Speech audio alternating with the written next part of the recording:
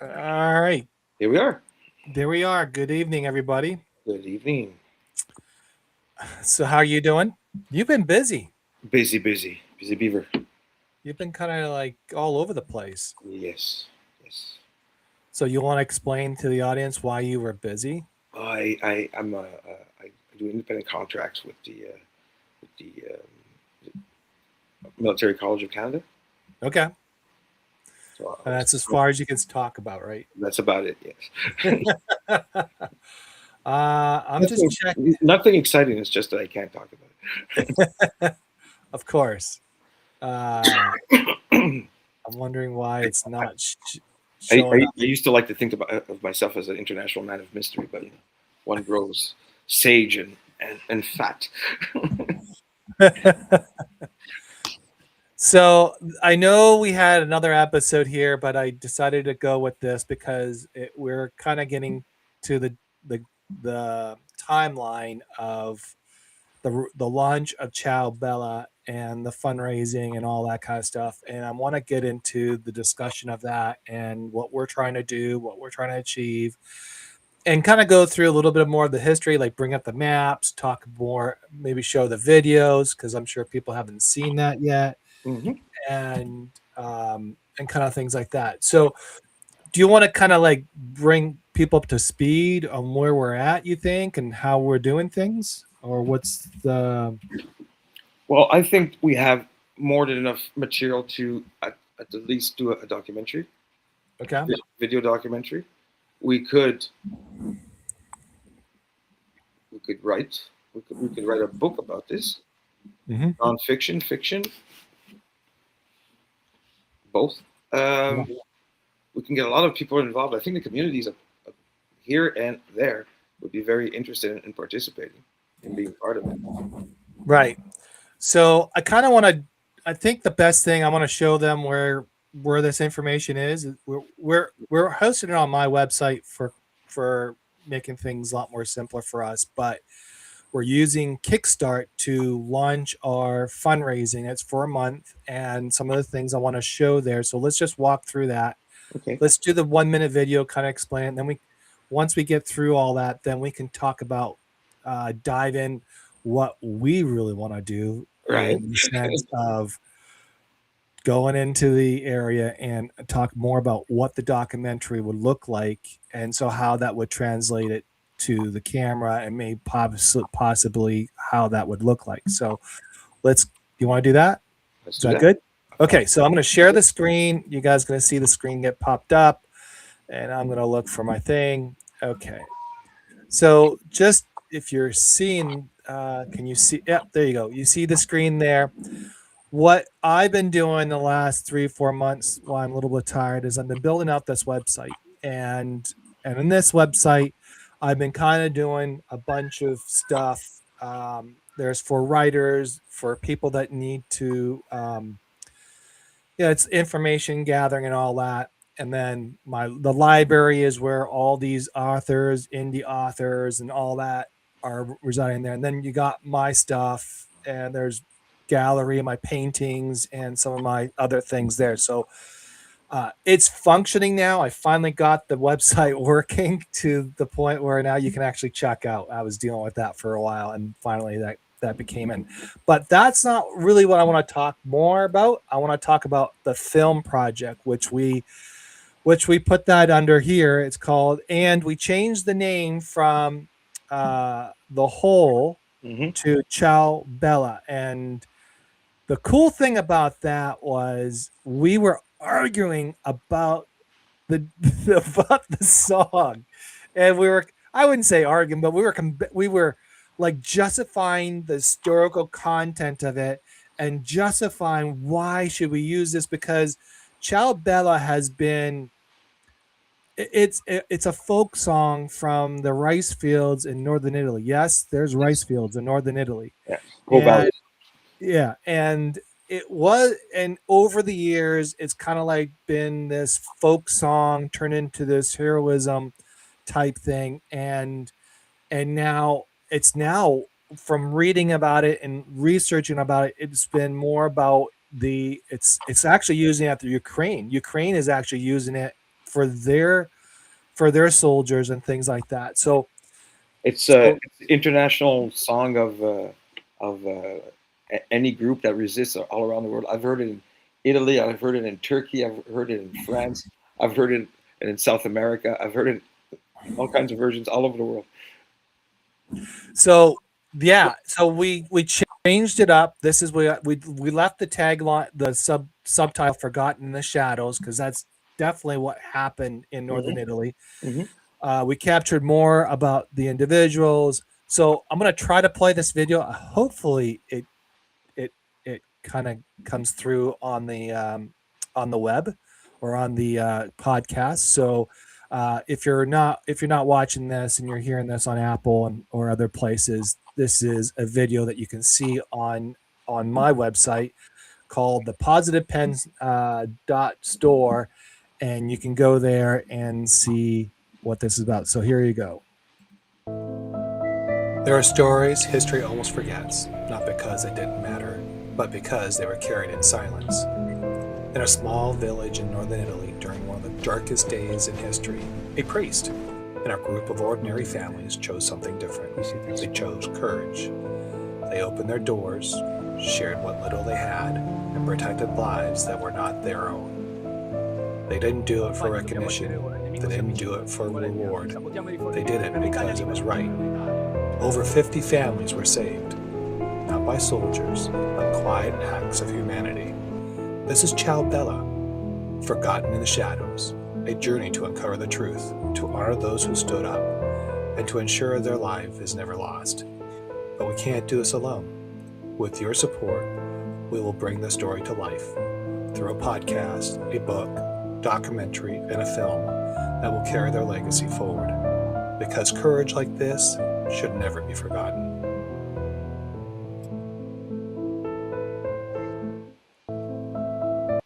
So there you go. Yeah. That's the video that we're showcasing. In that video, yes, we used a little bit of AI.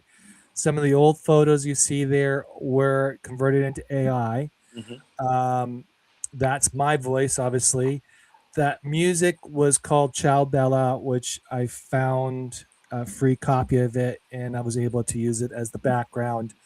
And the aerial video was done by a Ronaldo in Italy in San Zenone. That's where he's from. Okay. And so we were able to Sergio. His name is Sergio Ronaldo. He's related to us by fourth cousins, Okay. and so we have relatives in this. And Hassan is a relative of mine, but, but not by bloodline, but by the area. So it's been kind of cool teaming up with people. So the aerial footage is from Sergio Ronaldo, where he gave us some of those, and where the town converted over, that's actually San Zenone that got from it. It kind of went from the normal town to Nazi Germany. So that's part of that scene, that video. So if you've seen that, that's great. If we get into this a little bit, these are our articles and stuff that we've been talking about. You see the whole, but obviously it's changed over. The podcasts that we do, it's also on here. And then we got the back project, the supporting the film, share the story, collaborate, follow the story. So if you want to get involved somehow or another, you're more than welcome to collaborate. If you want to back the story, this will take you to another page. It's called the Kickstart. And in this Kickstart, you'll see there's a fundraising portion of this. And it tells you a little more about the story. We're having problems adding all the people involved in here, but we're working on that. And I don't know why we can't. Why can I not see? I don't know why. I have to log in. Maybe. Let me just see if I can log in. Because then you can see the different levels of entries here, and I have to go through all that. Let's see. Now it needs a verification code. Obviously, when you're not. Um,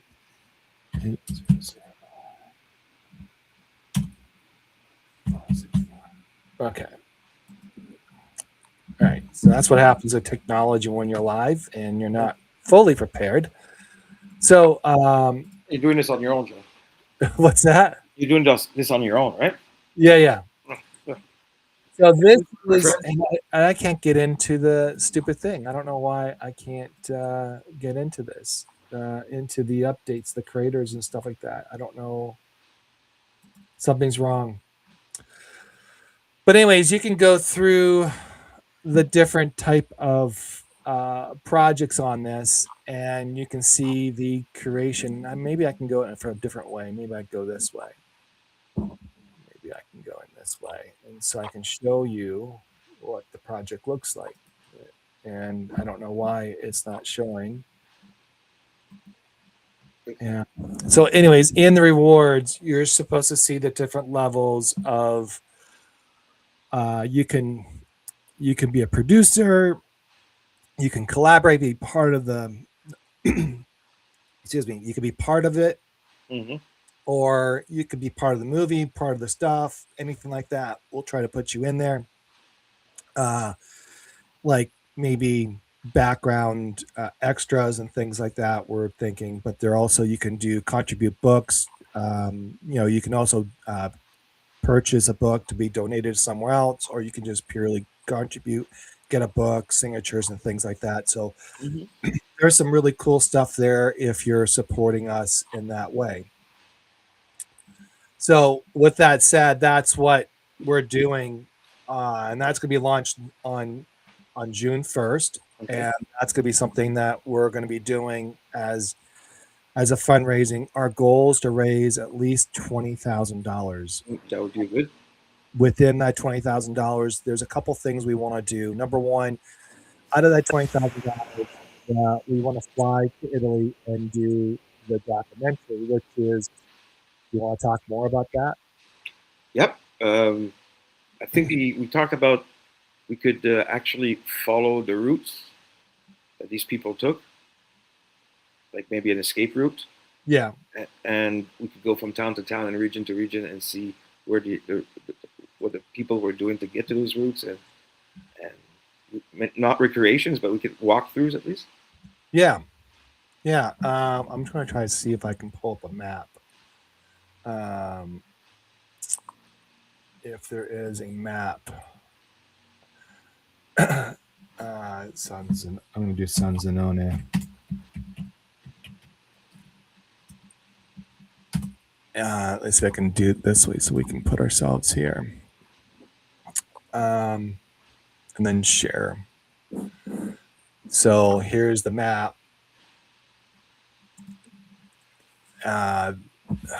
Does it show? I don't know if it can show. Oh, there it is. Okay, now it shows. So here's the map of San Zenone, and just I'm going to try to give you guys a reference point where this is. So you got Vicenza, Verona, Venice, and then Milan's down here. Where's Milan? Milan's west, up and Yeah, west. it's about here, right? Yeah, there's Milan. So it's approximately 3 hours from Milan, about an hour and a half from Venice, and the how you fly into here, you go to Milan, you take the train or you drive to Vicenza. If you take the train, you go to Vicenza, and then Vicenza, you have to drive into San Zenone. And in San Zenone, if you're familiar with Far and Away with Hemingway, he talks about the Zona da Gappa a lot. Yeah. And in this section here is Montargappa, which is all in this section here, if you can see my mouse. The terrain, I'm going to turn this more into mountain range, I think. Yeah. So you can see where this town is kind of like sitting on the foothills. And you're Firenze, right? Is that right? Now you can do directions and type in Alano di Piave, and it will give you the road to it. Oh, what is the Well, no. What town is yours? I can't. Alano di Piave. Okay, so it's more interior, Hmm. and it should be not that far from San Zenone. Well, you can on the map you can click directions, right? Yeah, yeah, yeah, yeah. Directions. What is it?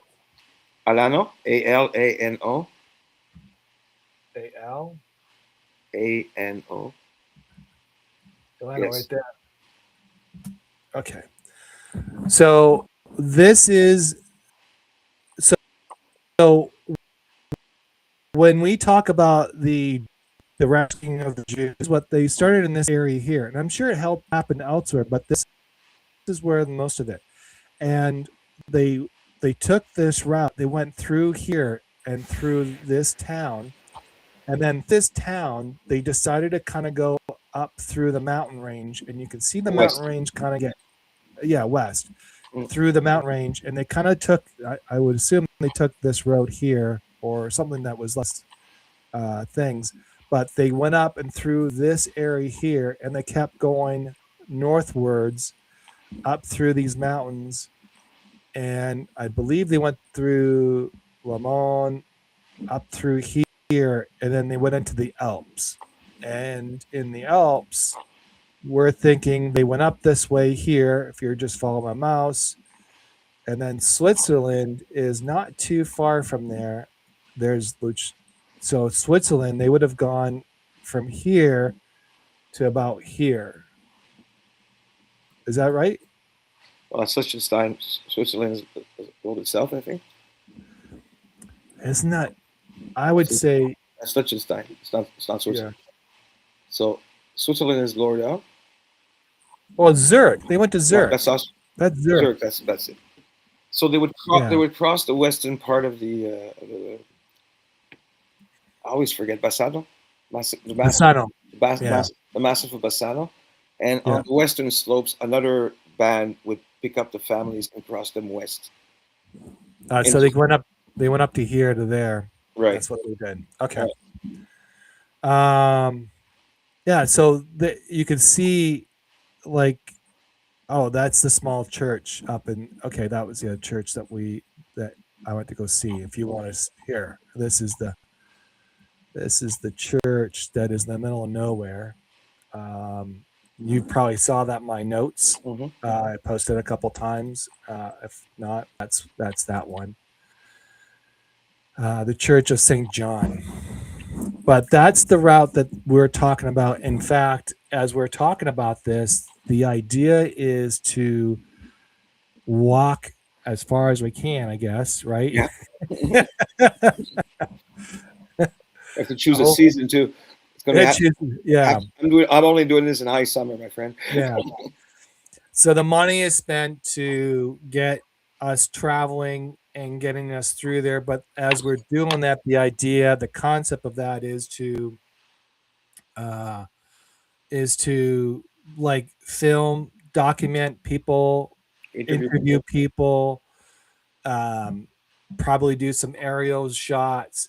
And as we're doing that, maybe be posting some here and there throughout their journey, posting on Substack Mm-hmm. and kind of like documenting our venture. And then hopefully through all that, we're gonna create the documentary that hopefully will be out and released by I say 2027 at least at the end of that year. That'd So be nice. it will take about a year to get that production because we'll need voiceovers, all that kind of stuff. That so we're looking about spending close to I don't know maybe $6,000 to $7,000 just to fly out there, Right. do that work there.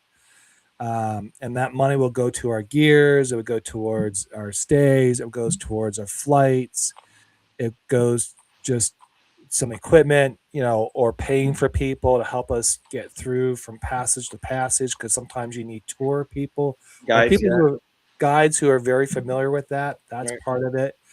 Um, so that's that. Then the other portion of that money, what we're planning on doing is to hire and so if you are a grant writer, this is part of it. We want to hire a grant writer to write grants for Canada, United States, the Jewish community, Italian community, and start to create money to come in. And even though we created a book and created a documentary, we really want to create a film when it's all said and done. Mm-hmm. And so we would need to build on that, get that going, and and then we have to get the marketing going on that. So some of it might be marketing, some of it might be, I don't think marketing's be a lot expensive, but hosting the website, Do our doing own all, marketing. I can take care of that. That's yeah.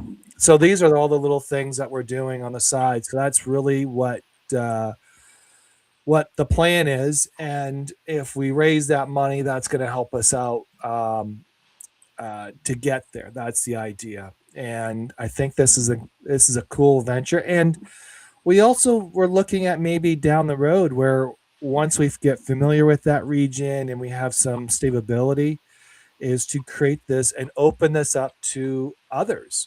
So it's the idea is maybe we bring other people with us and we tour them up and show them in the area, yes, we can. uh, because that is something. If you love history or you just love nature or you just love hiking and visiting Italy, and this is like Italy. You can get really look.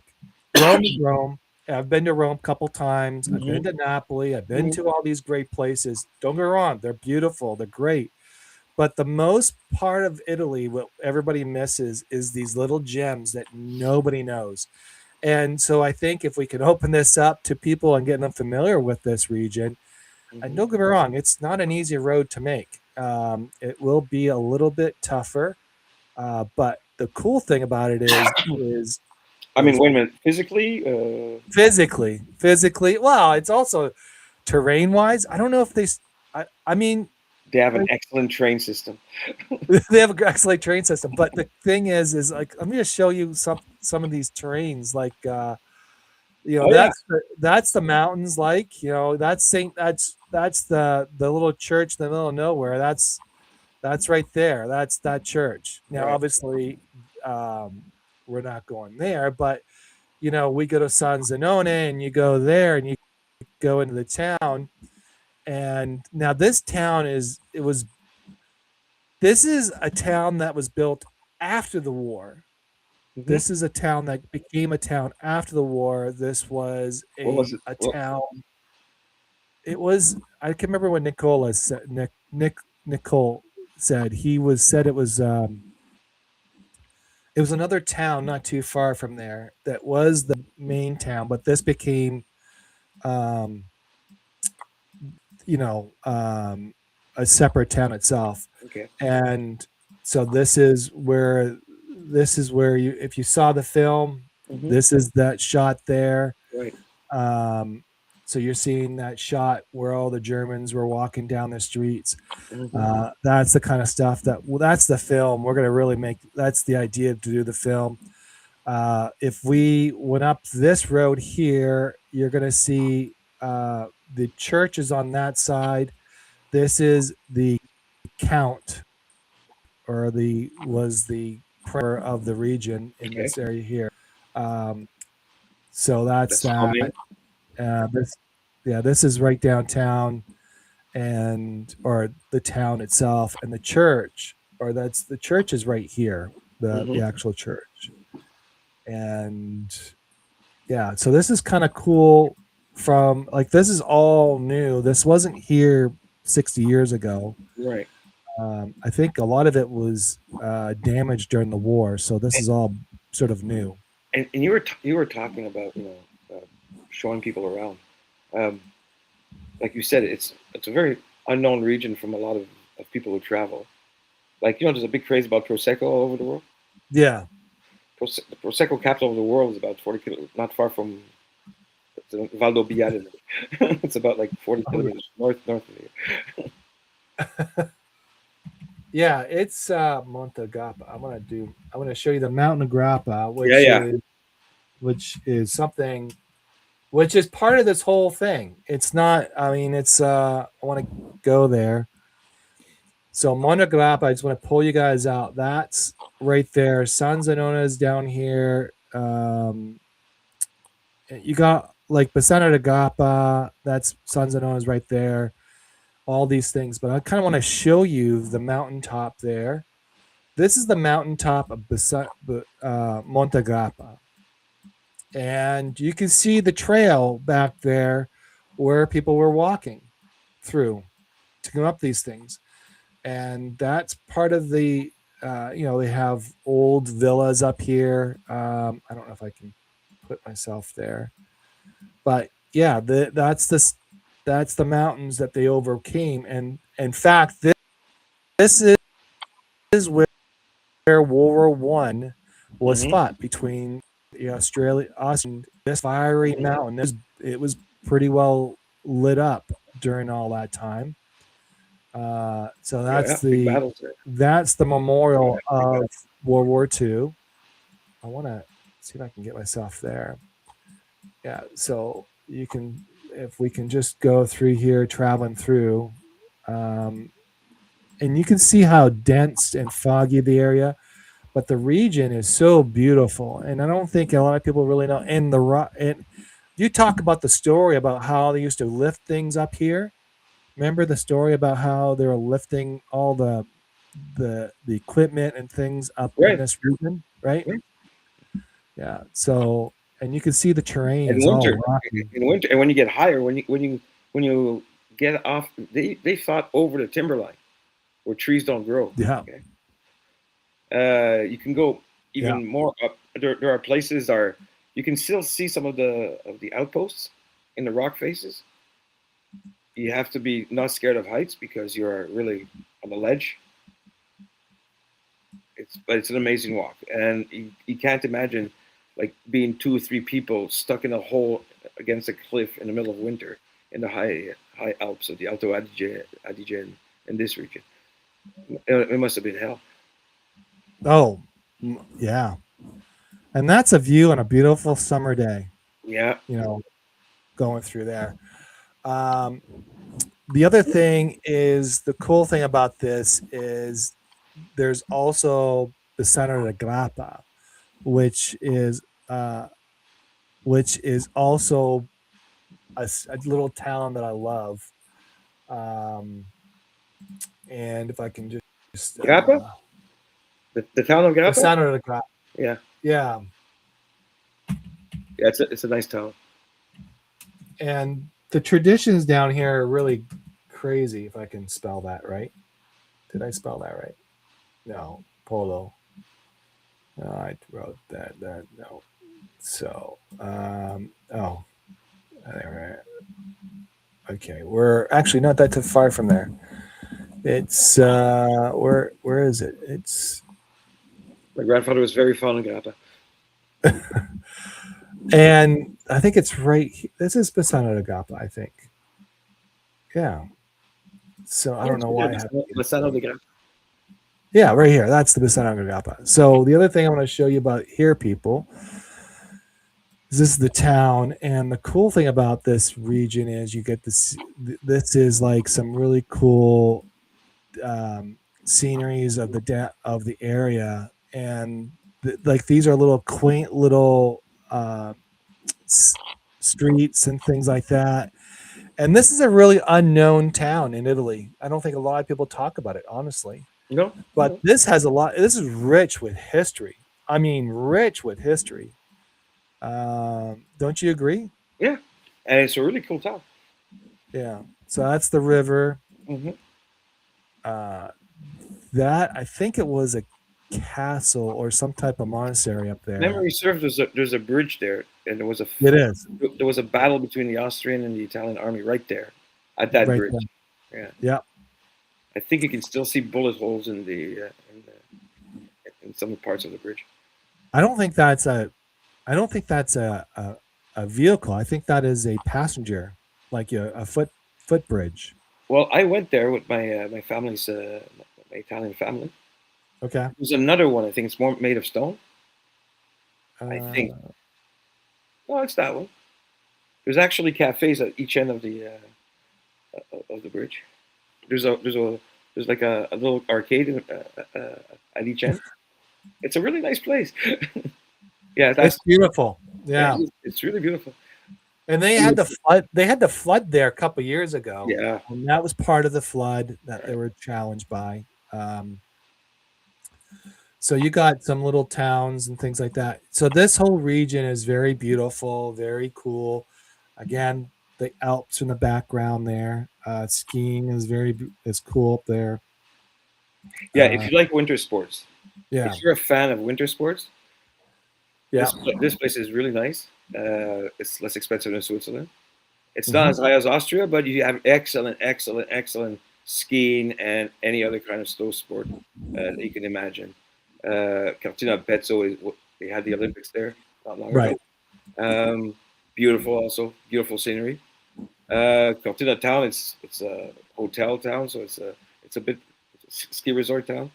Yeah, It's a bit pricey, but it's elegant and beautiful, and it's right in the middle of the Dolomites. It's a nice place.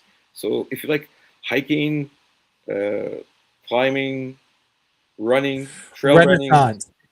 If you like the Renaissance era, just a little that's bit, just a little bit south, you have some of the oldest town cities. Padua, Padua. Verona's there, Yeah, Ravenna's there, and it's the gateway. Also, when you go south and west, it's the gateway into Tuscany. So it's a really nice place, and you don't have to actually have to land in Milan. You can actually land in Venice, depending on where you're coming from, and yeah, that's true. But you I can land mean, in Venice. it's cheaper to fly into Milan than Again, Venice. depends where you're flying from. Yeah. Obviously. But the cool thing about this whole region is that well, Bassano Agappa, where I was reading, I was in Italy and I started reading Far and Away, which was Hemingway, Hmm. and I was reading it because of the reason because I wanted to follow his journey, and one of Okay. his journey is it was World War I. Hmm. The Santa Grappa, as we walked through all that, you got to see the mountains where he drove down and stuff like that. And he was in Sanzanone, he was in Bassano, and he had a friend named Rinaldi, not with the I, and so yeah, so he wrote that whole story about that whole area there, and it's a pretty interesting read. It's a really good read. I Did mean, you go? for Did you find it? Did you look for it? did I look for what Well, everything that he wrote. Did you follow what was written in the book? I Did you find you the know places? so what happened with that one? That's funny. Why you asked that one. It so what happened was we went from I was reading his books, and then I didn't like it was hard to track where he was going. So I switched it up by saying I want to visit every single town he lived in or city he lived in. Okay. So I ended up in Bassano Grappa. Obviously, I was visiting. I was there, so I got to experience the whole Hemingway per se. I had a fluke. That was a fluke opportunity for me. Hmm. And then because I stumbled on it, it wasn't something I just happened to see. It just happened. It was one of those things. And then Yes. from there I went so I started reading some more. I started researching him. Then I learned that he was in Paris, obviously, then he was in Madrid, and then he was in Cape May, New Jersey, down in Key West, Cuba, and he was born and he passed away in the Midwest. Okay. So I've been to the Montana, Midwest. right? What's that? Montana, right? I thought it was Iowa, Okay, could be. but I could be wrong. I thought it was Iowa or in. Now you have me curious. Um, so yeah, you have me curious now. Um, Ketchum, Idaho. yeah, Idaho.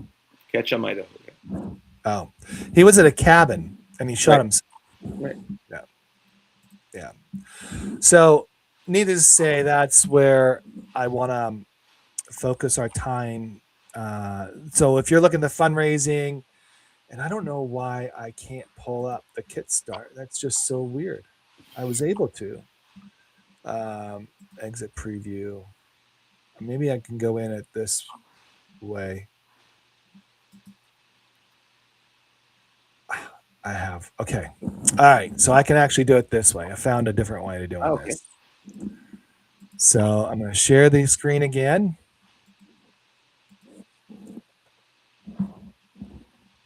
All right. So this is under the awards, the associated credit. So obviously it's a higher number, and you get credit, and you get all the legacy backward. You get the whole thing, Mm-hmm. and then the audio book, the rewards, and things like that. For I think I don't know where that came from. Did I put these right? It's been a while. I forgot what I did.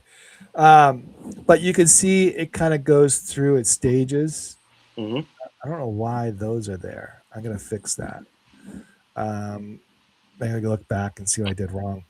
But there's being part of the documentary, and you be part of that. There's the reward. So if you go in here, I think it's the credit producer. So you can donate at whatever level you want to do, behind Mm-hmm. the scenes, digital book. Then donate a copy. That I thought that was kind of cool. Donate a copy Right. to the library. And I think that was only like $40. I think I can't remember. Okay. Um, easy, you get access to Ciao Bella, and then the legacy back legacy. You get a thank you note from us. You get a signed edition, the first one, if you pay, and then the support, and then there's ongoing support on this too. So you can donate up to 20, I think $25 or $50, whatever it is, just to keep the program going. And Okay. that's one of the things. So, but I got to go back and fix this. I thought I had this all. Oh, the story supporter, that's 50, $100 story contributor, collector edition, 250 for the experienced tier, and then 500 for legacy producer tier, and then $1,000 for a legacy backer. And that means you become a producer and you get all the stuff there too. So there's a lot of material that we will put into this. Um, so that's that. That's really what we're doing on that. You can get the story about the project, what's happening, Mm-hmm. uh, preferences. Oh, that's basic. So this is in my area though. Oops, I don't want to go in there. Okay, so that's basically it. I don't know why. Maybe it's in here. Oh, here it is. It's much better. Ah. So, Okay. yeah, I don't know why that was like that. So you can support to the end of 2027, or you get all this stuff. These are the things you get. $100 is your story contribution. You get all those items there. Mm-hmm. I might create a T-shirt too, just to add into this equation, Okay. um, Or a poster. A or a movie. poster. Yeah, A we movie. could. A movie poster. Yeah, maybe we could do a poster of some kind. And then this is the 150 collector. You get all these little things here too. Mm-hmm. 250. These are all that. And then $50. This is what you get, that plus everything above there. Okay. And then $1,000 is really the legacy one backer. You get your name. You become one of the Producer. executive circle producers. Your name will be credited. All this stuff, yada yada yada. And the thing is, you could be part of the documentary or the movie as we move along, Mm-hmm. because we'll probably need extras, and it'd be kind of cool if we can find people who speak Italian or speak German or speak Both. um, yeah, or whatever, and be able to become like, we find people from Substack or from this opportunity here, be actors and whatever. So um, I think all the uh, aerial shots and background shots will probably be done during our documentary. All right. And then I think we'll just have to find a place for the movie set, and I don't know where that happens. Well, So we that's another thing we need the money for is to do location scouting. yeah. And So that's our where we can shoot and tell a story at the same time. right. So that's really what we're doing in this sense of stuff. Mm-hmm. If you have any questions or anything like that, let me know. And yes, Carl Hemingway was in Ronda, Spain. Yep, definitely was. Um, so yeah, if you have any questions about that, that's that. Um, what do you? What else can we let them know other than just what we're sort of launching here on? It's going to be launched on June 1st, so you're going to see a lot of that happening here quickly. What we're going to show. Yeah, what's your thoughts, and what, let the audience know what you think. And Well, first of all, I want to say amazing job for what you did by yourself already. I'm sorry I was extremely busy the last 2 months. I wasn't part of the process. Um, and kudos to you. It looks great. What I see, I'd like to show people like I'm going to use a French word here, amorce of the story, and where we want to bring it and show it. It's a mhm, celebration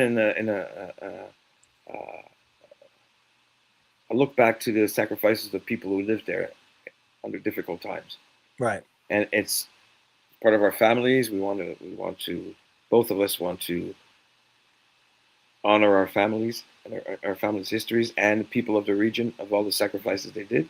So I think that's our starting point. Um, I want to show them the beauty of the place. I want to show them the soul of the people. What kind of people live there, actually? So that's why we had our friends from Italy there. It was very interesting to see, their contribution, the way they were talking, and I really liked the enthusiasm that they had for the project, and that's something I'd like to give to the people and explore further. Also on my side personally, I got a book in there. I'm really I've been in the last few weeks. I've been cogitating on the other chapter after the passage, and Ciao Bella is going to, of course, be a woman because we actually, after my research, women were a vital part of the resistance in northern Italy. Vital. I right. mean, the organizers, they were on the front line. They did all kinds of stuff, and the men were hiding. They didn't want to get caught, or they were in bands, or they didn't want to go into the army, or they were shipped off to battlefields in the Balkans and stuff like that, or Stalingrad. There was a whole battalion that were going off to Stalingrad. Um, Lost my train of thought there. You, Can you you? lost your train of thought. Yeah, Why? Because you were getting excited because I was showing your town. that's my town. Well, village here, really. Yeah, but if you look at around in the mountains, if you get out, you'll see that it's surrounded by mountains. Yeah, yeah, yeah. I'm just trying to show the audience. I got the wrong street. I'm trying to get the right street. Um, I was trying to get the main street. This one here. But you were saying you have your own book you want to put in. You're saying. Yeah, yeah, yeah, yeah. It's called Ciao Bella, also, if you don't mind. Yeah, no. Yeah. And how's that? Okay, let's talk about that. How does that work with what we're doing? Well, I mean, of course, I'm writing on my perspective of my family. So, um, partisan grandfather, quasi partisan grandmother, go south, and then we meet the priests, we meet the families who are going to be sent on the other side. It's a story, so there has to be an arc. There has to be conflict somewhere. Our heroes are going to have to overcome that conflict and either prevail, or we do nonfiction and tell the true hard story of what happened afterwards. Because none of these people got medals for what they did. No, They not. had a hard life afterwards. So on my side, anyway. So you see, Well, we all. that's the center of Orlando Piave. That was bombed. That was artillery bombed by the Austrians. The whole town. All was left was this piazza and that obelisk here. And Wow. yeah, during World War I. So my house is behind this block. It's over on the other side of this. On the other side of this. Yeah, it's like a suburb of this place called Colmirano. It's more up in the mountains.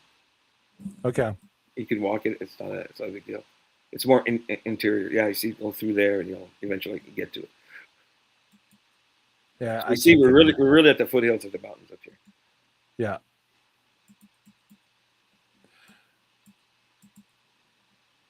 And driving in Italy is Oh no, typically, yeah, yeah. You need a Vespa or strong yeah. legs or strong legs.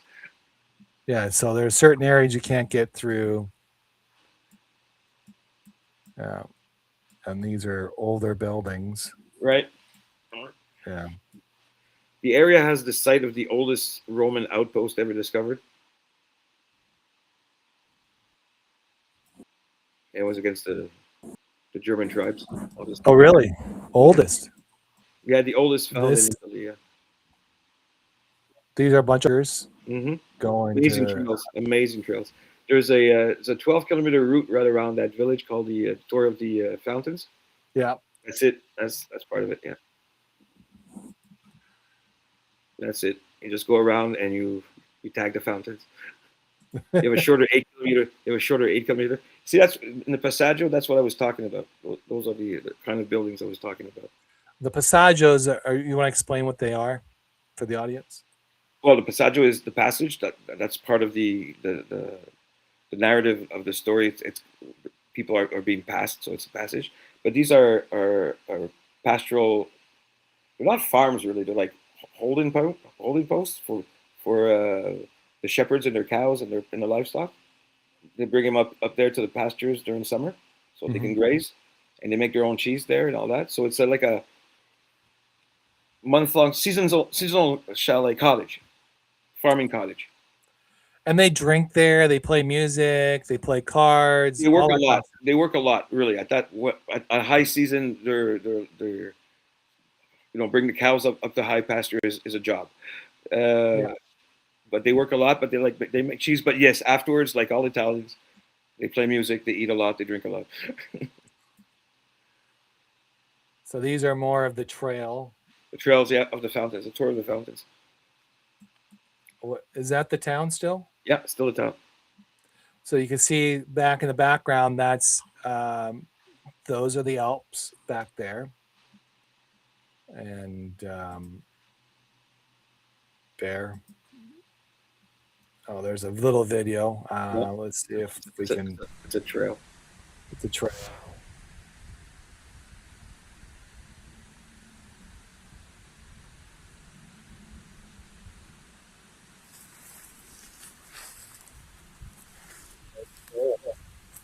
So this is where, so as we think this is where they were smuggling the Jews out of this Yeah, town and going through that way, and we think it was because there's one thing we have to remember: all the roads they had checkpoints on them, Germans or Italian fascist troops. All right.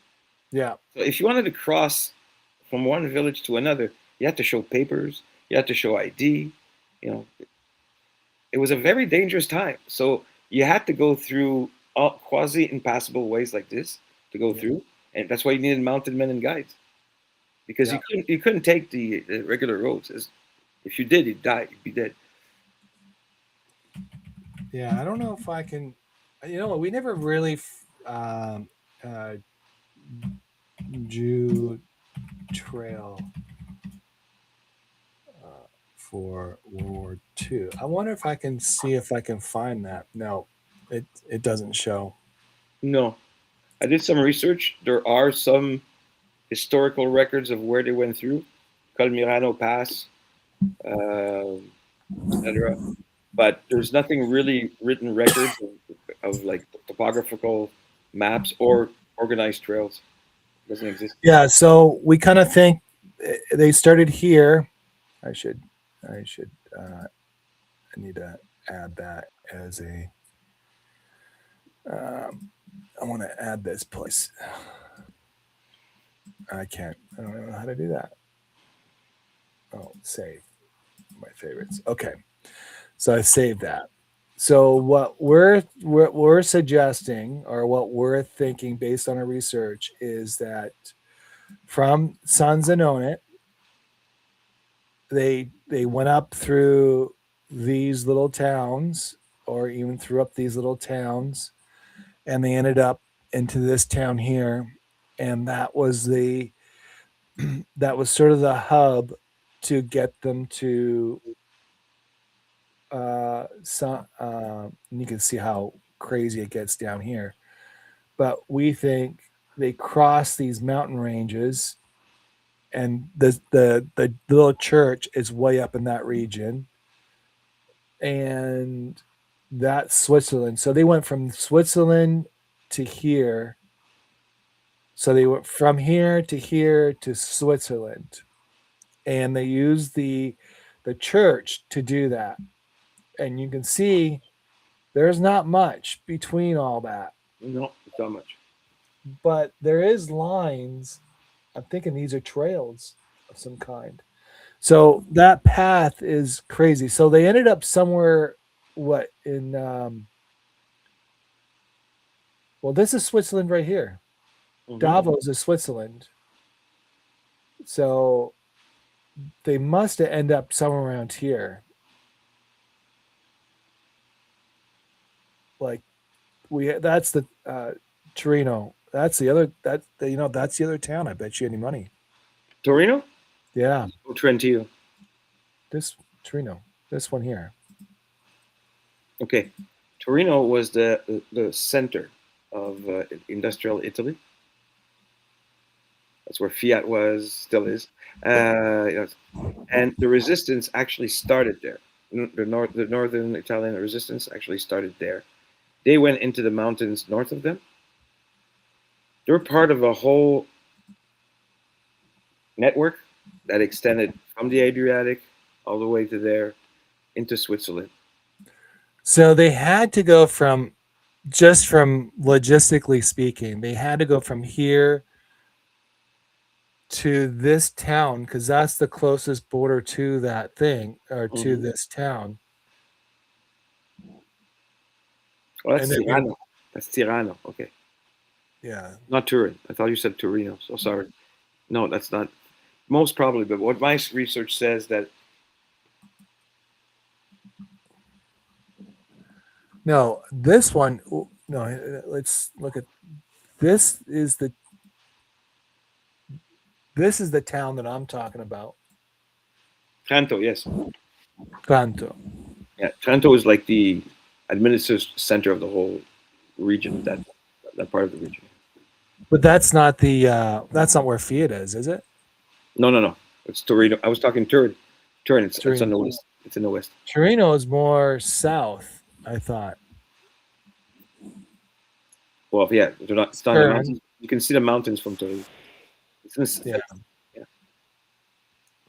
in extremely important city in Italy, like the richest city in Italy, I think. But that line, what was that line called that was in the Second World War? Gustav Line. Which was again what? Gustav Line. Right. That was everything about, I think it's Bologna, all that was part of that. Right. Like this section right here was, there's Fiera. So this section right here was all under German occupation. Yes. Anything south of that, I think San Marino was liberated. Florence was liberated. Obviously, Rome was liberated. But it was like this part here was liberated, but it was still kind of like hostile between the Americans and well, actually, the Brits were there too. Yes, they were. But that was a hostile area between the Italian. It was a mixed force of fighting. But you're saying, where is Torino? Oh, now I'm kind of curious. Is it Torino spelled Terno? Torino. Torino.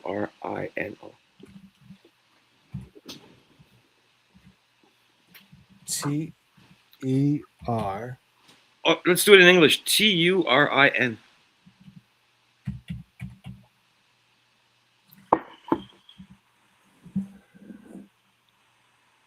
Right there? Right Turin? Turin. Turin is one of the most important cities in Italy. Obviously not very well known in the in travel world, but It's one of the most important cities in Italy. So, okay, so that's Milan. So the reason why the Germans kept this section up here was because of the industrial complex, It's the and richest. there was It's still the richest part of Italy. It's the industrial heart of Italy. Yeah. and the South was liberated, and the North wasn't, No, and there was a lot of hostility between the both. because the Germans, well, uh, um, not Franco. Mussolini reorganized his army and his party, and the Germans absolutely wanted that part of Italy because their own industrial base was being bombed day and night by the Allies. So they absolutely needed the rice and the wheat and the food from Italy and the industrial capacity to keep the war going, or else they were really stuck because it's a huge industrial base. So they fortified everything they got in the Gustav line, and you shall not pass, basically. And the Allies decided to go through Western Europe instead of going through Italy. Well, they changed plans because they Right. were D-Day was around the corner, so they wanted to put. They actually had a minimal amount of force in the German or in Rome, so it was just basically a skeleton crew, and they moved a ton. That's where Patton went to England, and he started doing maneuvering and all that, and created all this diversion, while the Allies were ramping up this big, huge D-Day, and D-Day actually was postponed for like 4 times before it was actually gave the okay. Okay. And those, I think it's 4 times.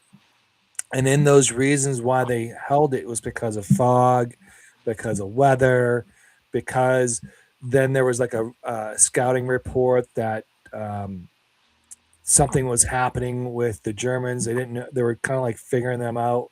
Like there were some movements on their end, so they kind of held back. But when they pulled the trigger, D-Day was probably one of the roughest days of Second World War. Right. And the Italian campaign had been really, really difficult. Right. Yes, It was a hard, hard, hard battle. It's mountains all the way up and down. Right. And the Allies knew that they would have to really go through that line. The Germans had put everything they had there. exactly. And if we're going back to the Roman Empire, these mountains were probably the worst for the Roman empires because they didn't have. In fact, was that? Wasn't it a Muslim from No, a Carthaginian from Cartagena, Hannibal. Carthage? Yeah, yeah, yeah. Hannibal crossed the Alps with elephants, That's right. Yeah. and he sacked Italy. Right. Yes. And then the Romans figured that out. But what was happening was the Italians held on to those lessons, and they said to themselves, "We need to figure out how do we retain uh, anyone invading Italy." So these mountains became very, very important. So you Well, could see these mountain range right here. I'm going to show you something. I'm sorry to interrupt, John. Can you go east and north, right under Austria? Okay. Yeah. You'll see a region of Italy called the Alto Adige. Okay. Type in Alto Adige in your Alto is ALTO. Second word Adige is ADIGE. It took me over. Yeah, that's it. That's it. South Tyrol is the same thing. That area, This area here. yeah. First of all, it's the richest region in Italy, and it was Austrian until 1919.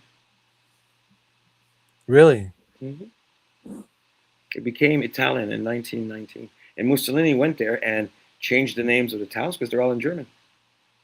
And if you go there, it's bilingual. People speak German and Italian.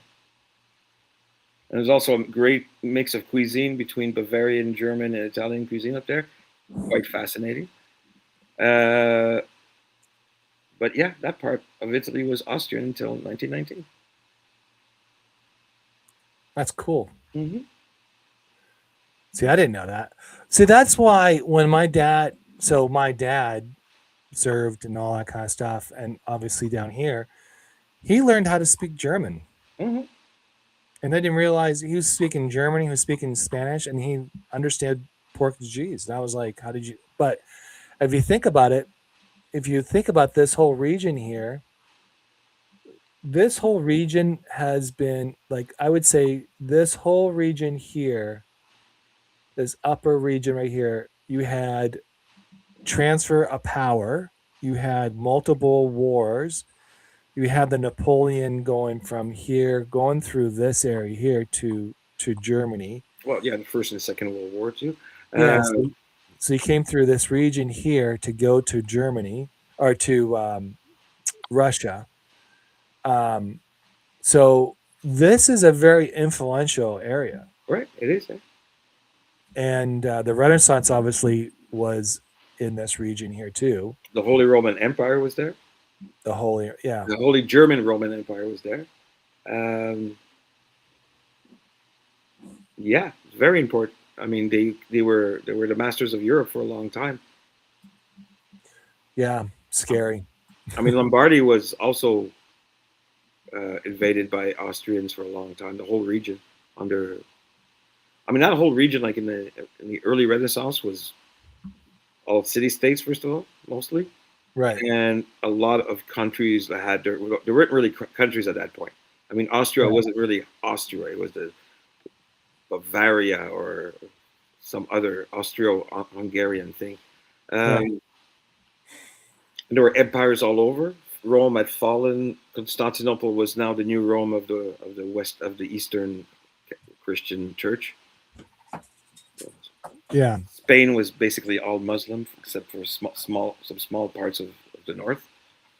It was yeah, the pre-Renaissance was interesting times there too.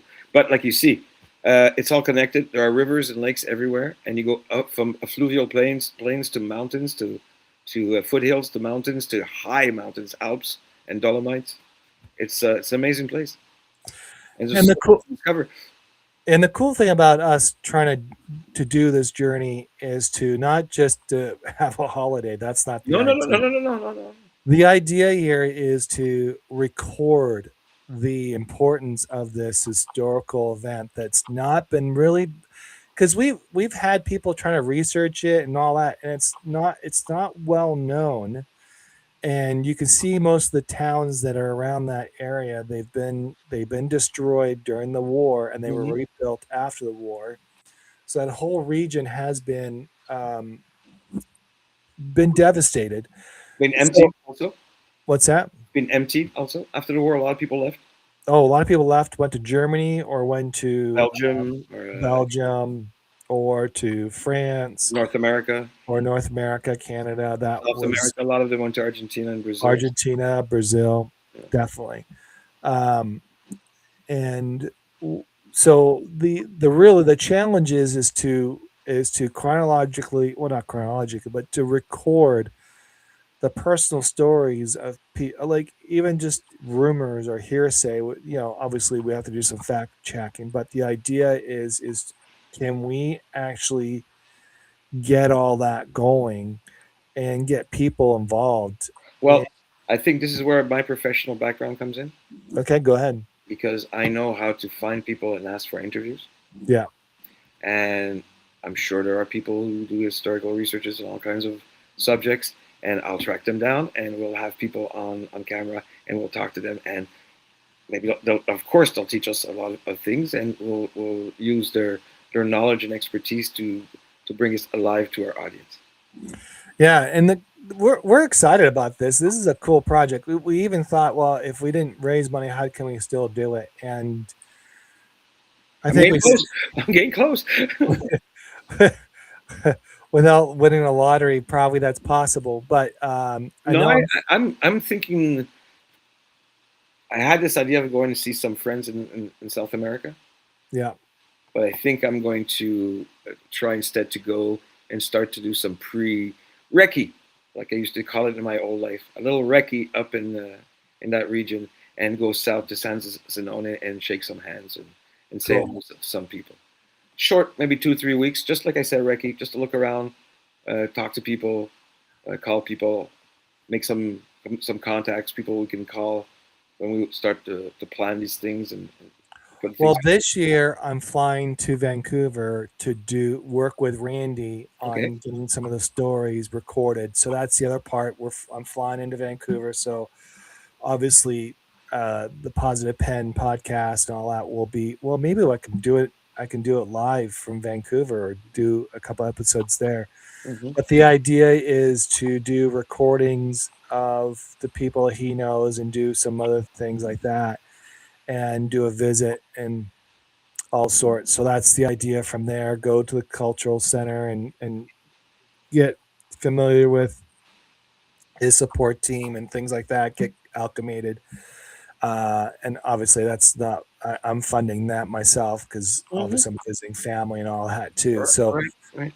but the idea is we're going to do that, and then hopefully, and if you go do your recon out in northern Italy, that'd be great too. I know a whole bunch of people are going to go to Italy at some point to go make visits and things like that. Some of the benefits we still have. I still have family up there. Randy has family. We have a bunch of family up there that is going to help us house, and so hopefully we're going to save as much as we can. But Hmm. Absolutely. the idea is record and document and everything else. Um, but the ultimate goal is we want to create an audio book. We want to create um, an actual novel and maybe a complementary to yours. Don't know. We can talk more about that Absolutely. because you're going to do your own book, right? Hmm. And then we're going to collaborate on a book that we Well, I'm based saying, on. look, right now I don't know where I'm going right. Okay. I'm a kind of a pantser. I'm not somebody who plans things meticulously as a writer. I, No, but but the book that we're gonna write is based on our findings and things like our, that. our book is going to be like a historical chronology, Yeah, or maybe a cross between ethnography and a historiography yeah, of what happened yeah, and what kind of people live there. And I'd really like to learn the culture of the people who live there, because it's a beautiful place, but it's a mountain place. All mountain people have a certain way of thinking, right? right. Yeah, everybody has a way of thinking. I mean, there's a difference between a Napolitan or somebody who lives in Sicily, living on the beach on the Mediterranean, and someone who lives in the Alto Adige or in the Dolomites. They're both Italians, but their culture is different, right? Well, if you talk a Sicilian, they're not Italian, Oh, I know. and Well, actually, Sardinia and actually, historically, it's true. Sardinia is not Italian. I'll No, tell you that too. no, no. They have their But, own by language. the way, John, if you like history, there's one guy called Richard II, Yeah, a Norman Viking who was emperor of the German Holy Empire, and his court had people who spoke Arabic. He had Jewish people there. His coins were minted on one side with the cross, on the side with a verse of the Quran. The Arabs in Jerusalem made him king of Jerusalem. He never invaded the place. It's the Arabs who gave him the title of king of Jerusalem. And once a couple of times he got into a really bad fight with the Pope, and he took his army and he walked all the way up to Rome and disposed of both of two popes.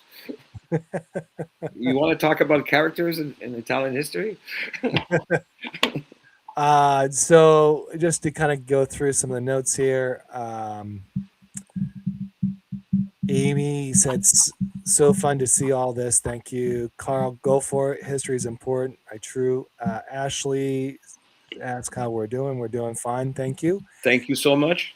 And then she asked, "How about Germany and know all about Sicilian culture?" Yeah.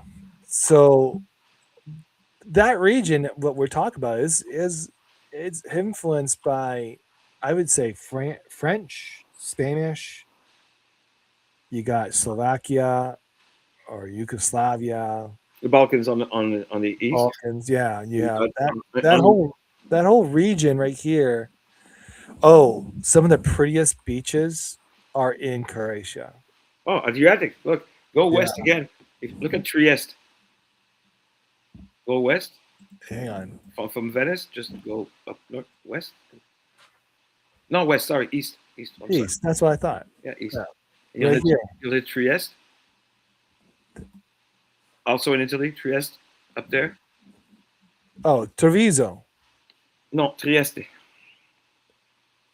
Oh, here. Right. Yeah. Yeah. Supposedly that's where the espresso was born. Espresso. The espresso. You know, Ely. Yeah, yeah, yeah. That's their headquarters is in that city. Coffee. The one thing There's about a. this city, there's the one thing that is a little bit difficult about this city. It's very windy. They Oh even yeah. they even have like stanchions on the walls to hold on when it's because it gets really windy. So where do they get the coffee beans then? It's historical. I started a little research on it when I did my story on Bialetti on Substack. Yeah. Uh, guy's company. He started had a import export company. It's from if you go south, you'll eventually hit Turkey, and you get coffee from there.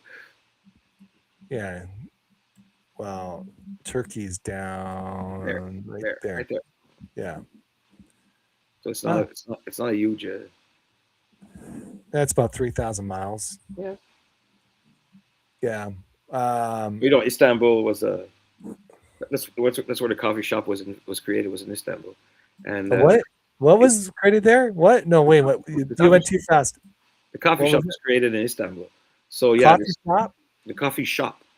Really? Yeah, yeah. The first coffee shop we The have ever first had. the first what we would consider coffee shops, but Yeah. they made coffee because it wasn't when they first discovered it. It wasn't Europeans didn't have it yet. So the first coffee shops came from Istanbul. How? Wow. And the first express was made in this region here, which makes I don't have that. I know that it's a center of espresso, and they say that they're the ones who created the idea of the espresso. wow. Mm. But it's windy. It's beautiful though. It's on the Adriatic. It's a beautiful town, city actually. But Um, the beaches here are beautiful. oh They're yeah, all really, around really, the Adriatic, yeah. it's beautiful. Yeah. So the other beaches, if you ever go, if you're into tourism or if you're into touring, Matera has now become a very hotbed for touring. And Mm-hmm. the reason why you go to Matera is because of the historical old, and this dates back to the when the Arabs occupied this region. Most probably. Yeah. Yeah, so you had old. Um, It looks like somebody's castle. yeah, so you actually walk through all these things. I've done this, and Yeah, they're yeah. all No cars entwined. there. No, it's all footpath, and there's like churches almost every block. Mm-hmm. It's really cool.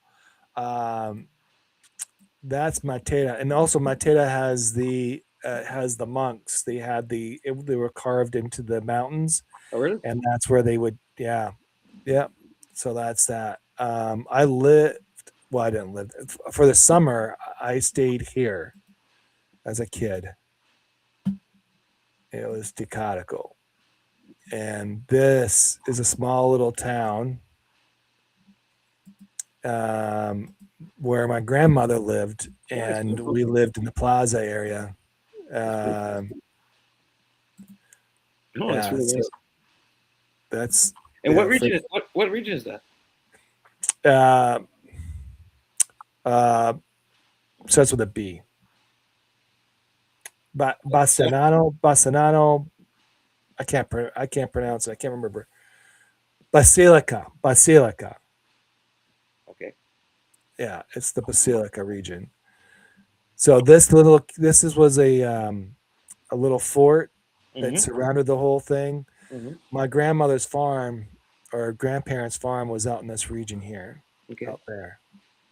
Um, so yeah, this is the town expansion.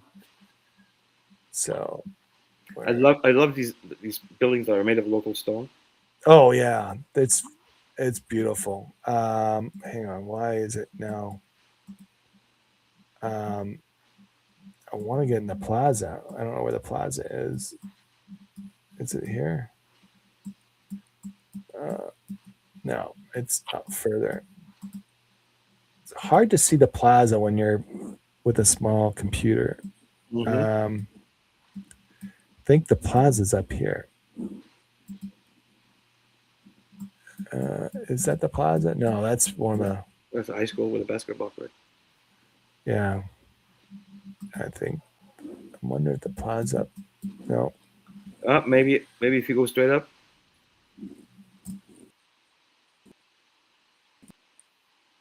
Not from the picture. No. No. Prize.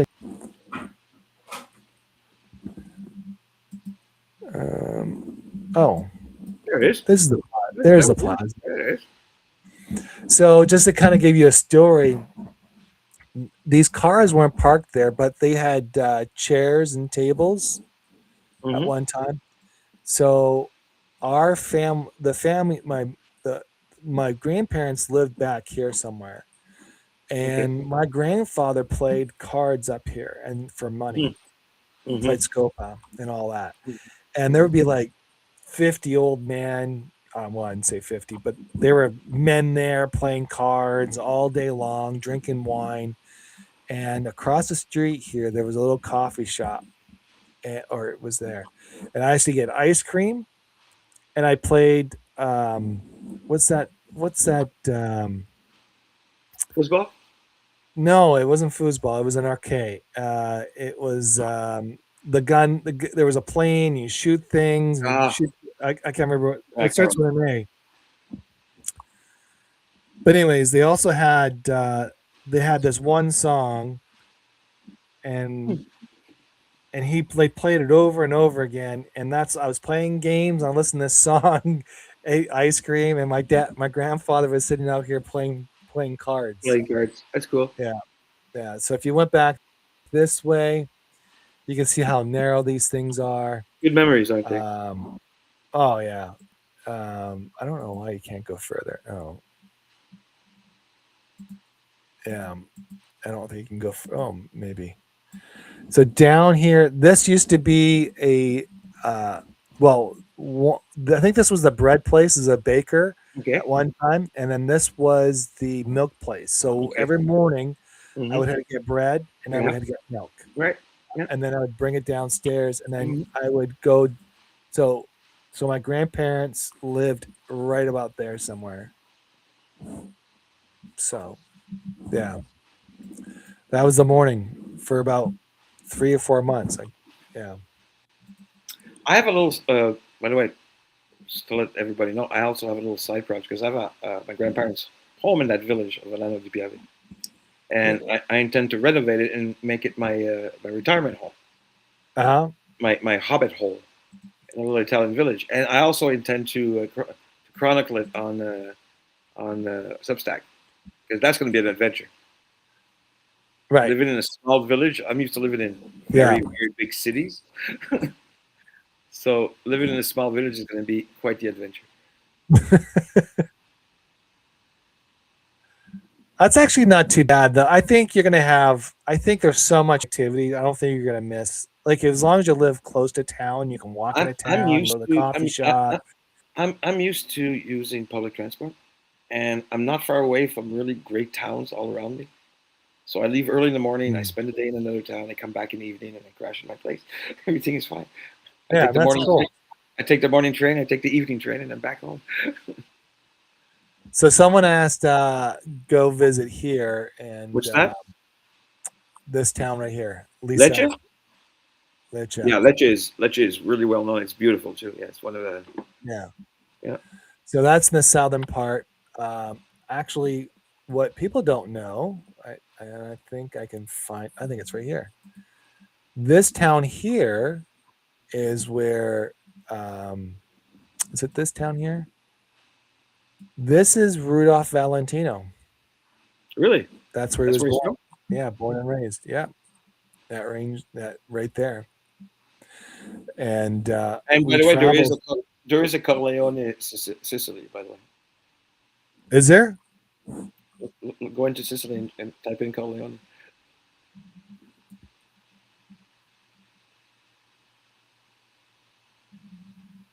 Where is it? I really don't know.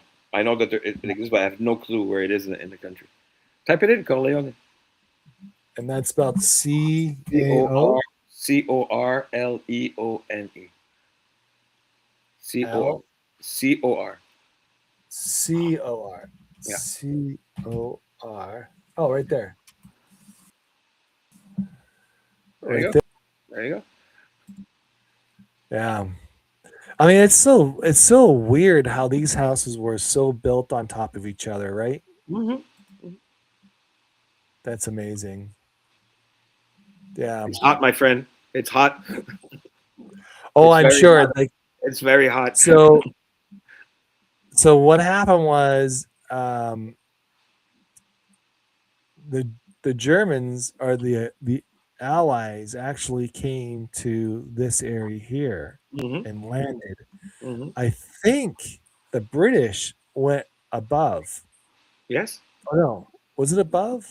Above, yeah.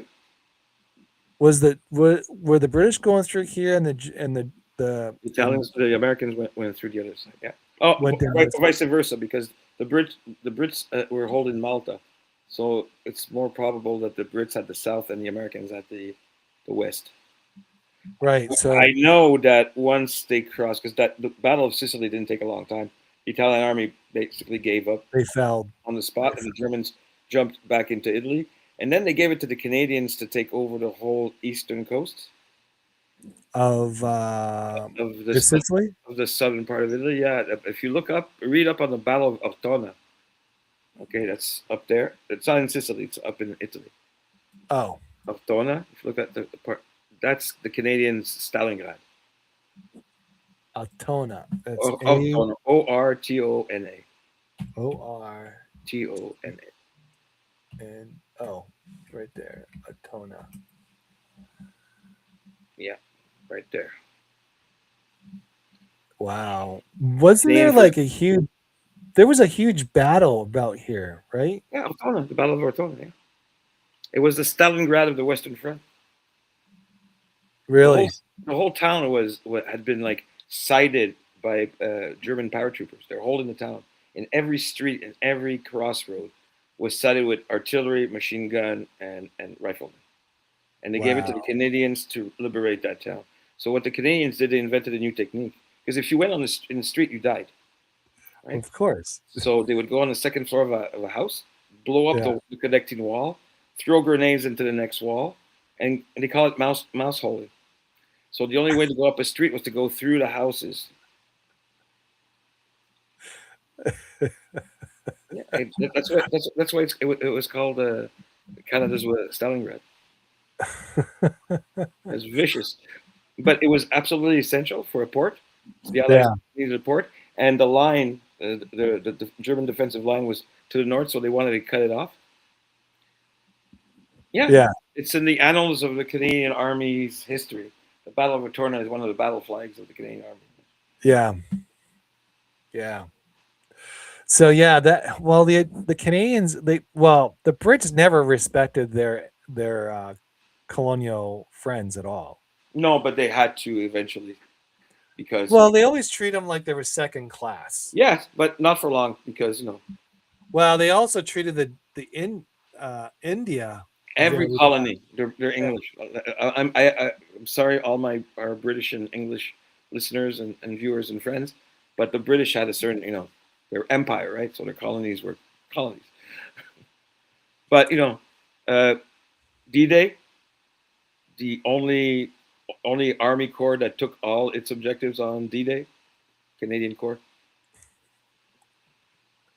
And and it wasn't an I easy mean, all battle. all grace to Saving Private Ryan, but while those guys were on the beach, the Canadians were 18 kilometers inland and had taken all their objectives that day.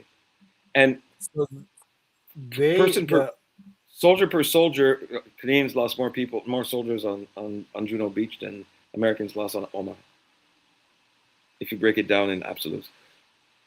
Well, Dunkirk was the Yeah, retreat, Dunkirk was the retreat in 1940. Yeah. and Juno.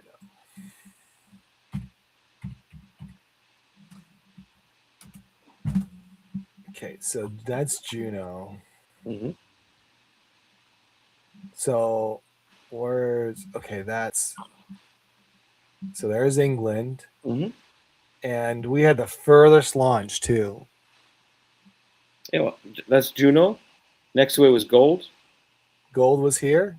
Gold, the British. No, down south. Oh, open up again. Open it up again, please. Closer, closer, closer. Yeah, from what I remember in my history, Juno was the eastern part of the invasion. Next to it, west was Gold, the British. Then it was not Omaha. What's the other one? Utah, and after that, Omaha. So it's going west. Yeah, it is going So west. I know the British was around here, What bridge? about here. You said Gold, right? Yes, Gold Beach. Gold Beach. Yeah. Not golf.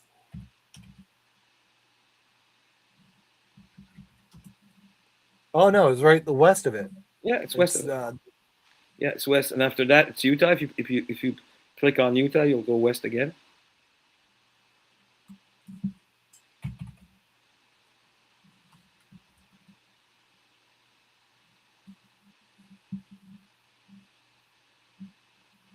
so it And was then right you have here.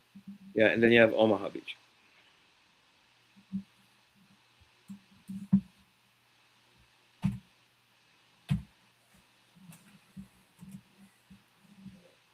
Which was West. So that was the anchor of the line, west, yeah, and Juno right was there. anchor of the line, east. There's Utah, um, Omaha, Gold, and then Juno. Hmm. So the Canadian forces came through here. You had the British here, and then you had the two divisions of the Americans Right, here and there. right. And then I know this was a battle. This Yeah, town was a huge battle. to take that city was like a meat grinder, a meat grinder for everybody because Right. it got encircled by the Canadians, the Brits, and the Americans. So Kane was And then devastated. Kane was just devastated. and then I know I know the once they broke through this, the Americans, they swung through Hmm. and they went under here. And did they go through Paris? They wanted to bypass it, but Charles de Gaulle absolutely wanted to take it. Excellent book to read is Paris Burning, because Hitler had given the commander of the Paris garrison to blow up Paris if it was going to be taken by the Allies. Blow up Right. everything. Think about it. Blow up the Louvre, but blow up Notre Dame. Everything was set up to get blown up. Hitler had given the order. A And very then very interesting book is Paris Burning. It's old, but it's still a great read. the Canadians and British went north of North towards Belgium, Netherlands, Belgium, and the and they Netherlands liberated all this up here. liberated mostly the Netherlands because it was the gateway into the Ruhr Valley into Germany. Right. That And was then the Battle of the Bulge that's in Belgium, was about right? here. Right, Bastogne. Where's I can't see it. Bastogne. Oh, right here. That's Bastogne. Yeah, that's it. But let's Luttensburg. How did Luttens? Luxembourg is part of the Netherlands. It's also No. part of Belgium. Oh, Yeah, the Netherlands is not just Holland. Netherlands is like in the European sense. It's considered Netherlands, Belgium, Luxembourg is part of the same kind of region. They I thought it basically was own. I thought it was own town. I thought it was own country. they're all their own country, but as a region, it's called Oh yeah, yeah. it's Okay, I as the gotcha. Netherlands. So the Battle of the Bulge is right here, and that's where they spent like a whole winter there. Yeah, From well, it was Hitler's last counter offensive. right, He wanted to push the Allies back to the sea, and he gave it his one last shot through the Ardennes, which is a very thick forest in that region, and it took the Americans by surprise. And then like Band of Brothers shows. The 101 never surrendered. They held the line. That was actually a really good movie. That showed a lot of Hmm. it showed a lot of historical content that Hmm. I don't think a lot of people understood, especially us, because we were raised on it. We got to talk about it, we got to read the stories, we got to see the documentaries, but to actually see the actual pain. Yeah, because American. I mean, American war, not mythology, but the way you see it is the American soldier attacking attacking the beach. In Bastogne, they were in holes and getting shot and bombed relentlessly for days and days in the cold with no winter equipment for weeks, and they never broke the line. Wow. They never broke the line. By the way, the story Patton. There's a rivalry between the Patton's the rest of the U.S. Army and the 101st because historically Patton says that he relieved them, he saved them. Yeah. No, 101 says they were relieved. They held the line. They weren't saved. They were holding the line. They were relieved. Okay. But they were tired, though. Yeah, You but gotta they admit, were they relieved. were I, tired I and they understand were that. I damaged. understand that psyche. Nobody ran away. Nobody stood up and gave up. Yeah. I understand that. You But did not they save were us. tired. You did not save us. You relieved us. Thank you. Where's Yeah. the chow? Where's the chow and where's the showers? No, this was this whole up front, like the Germans somehow or another, they moved more towards Berlin, which is where is Berlin now? There's Frankfurt. Where's Berlin? It should be around here somewhere. It's in the center. Oh, right there. Right. There's Berlin. So they started to retreat back to this area here. Right. Two prong again. From the south, the Americans. From the east, the Canadians and the British. Right. Yeah. And from the east, the Red Army. And it was a race. It was a race between the two. Right. And while this was happening, this region here was that active against resistance. There was a lot of resistance going on. Mm-hmm. And that's why I don't know if it had to do with the Ally landing or they knew that was happening. That's why they were moving over to Switzerland. Because my question was, where did they go from Switzerland? I can't believe Switzerland was a place that they because you could stay there if you had money. Yeah, you could stay there. Yeah, but I don't know. But like my point is, they were neutral and they actually housed all the Jews because the Germans had money down there and everything. True, but it was like untouchable place. It's like Dubai today. You don't do stuff in Dubai. Right. So it was the same kind of thing. Switzerland was neutral. Right. Yeah. So that's really what so that's an update on our story, as we said. And if you want to go if you're interested in looking, if you go to so on Substack, you're going to see us here, film project. You can quickly go there and it's going to bring you onto this website, and this is where all the stories and all that stuff is going to be posted, and this is where we're going to chronologically try to if you go to hang on what did I do? So on Substack, it started to play. So this is where we're going to try to chronologically talk about our stuff, and so if you're looking for it, that's where it is. And By the way, my apologies to everybody. I've had a really, really busy early spring, and I was not as active as I wanted to be on this documentary and this project. But I'm back now. Just wanted to tell everybody I'm back. And you can also share your story. You can actually help. If you want to share your story or if you got stuff like that. For the passage, it took me 8 writings. This one is even a bit more difficult because I'm talking about the character is based on my grandmother, where I was very close to. So it's a little bit, and I'm having health problems with my mother at the moment, her daughter. So it's a little bit difficult for me at the writing stage, but I'll get around it. I'm working on it.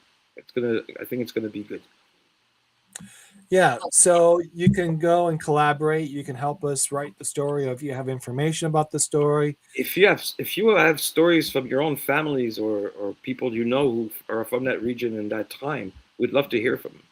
Yeah, definitely, and record you and give you credit and all that. Hmm. That's the Absolutely. concept. Um, yeah, so that's where. Oh, I should share this tablet. Sorry if I missed that. The collaboration, all this down here. You can go there. If you click onto this, it'll take you to this page here. Now, we're using this website because obviously we're self-funded and we're trying to keep this as inexpensive as possible. So I apologize if you're doing things, but the project's called the Ciao Bella project. Is that what we called it? Ciao Bella Project. So that's the actual official. Let's see. Ciao. I don't know if I saved it, or is it called the Ciao Bella? I think it's Ciao Project. So yeah, so it's called the Ciao Bella Project, which will take you to this website, and the reason why we did this is because we kind of not be able to do that. But anyways, it's it's the Ciao Bella Project. Will take you here, and we'll take you to that site, and we're basically trying to. If you have any collaboration or any discussion on that site, you can fill out the film or whatever and let us know. Or you have some knowledge of the region or something like that, please share. That's If you important. feel that you have something you can contribute, please feel free. Yeah. Yeah. Uh, so, anyways, that's where we're at with this whole thing. Hopefully, we can. Boy, we got a lot on our plate. To tell you the truth. It's a lot of work. Yes, it's going to be very exciting and lots of fun. All right, Yeah. we'll do it one at a time. Let's not get overwhelmed by this. Okay, we're gonna talk off camera, offline together, John. Yeah. We're gonna write down a plan and make this a reality. Okay. And the reason why Hassan, I'm leading on Hassan to do this because he has experience. This is his forte. He has actually an actual journalist who has been doing this for all his life. He does a lot of research. This is his thing, but he's also the cool thing about this is that he's actually been boots on the ground doing documentaries Right. and recording and figuring things out. And if you look at the And picture behind me, what's I'm from the yeah, boat too. yeah, and the photo of him kissing his little girlfriend. There you go. So, anyways, if you have any questions or if you got anything you want to share, please feel free to contact us. We'll love to hear from you. Um, I don't have anything else. Me neither. It This was is a great. huge update, I think. I think so too. Yeah. So June 1st, we're going to be launching that website. Kickstart only goes for 30 days. You'll see some. We'll be sharing that. Hopefully, we get some funding, and all that fundraising will go towards this project to help write the book, to get some material, get some stuff going. And the long-term goal is to convert it uh, into an actual film, and that's what we want to get to. And that's hopefully it becomes a success. That's what I want to see. So Me too. Me too. I want it to be seen and heard and watched by a lot of people. right. Well, Hassan, John, Sandro, thank Sandro, you. you're welcome. And Ashley, hey, thank you for all the comments on there. Thank you for giving us all that information. It's wealth, a lot of wealth information. Appreciate that. Thank you all. Carl, thank you. I'm just going to try to go through. Amy, thank you. Aaron, Leanne. Oh, she lives in Italy, or she has something. Megan, uh, Juliana, Jason, David, Rhonda, thank you. We appreciate you taking the time this evening.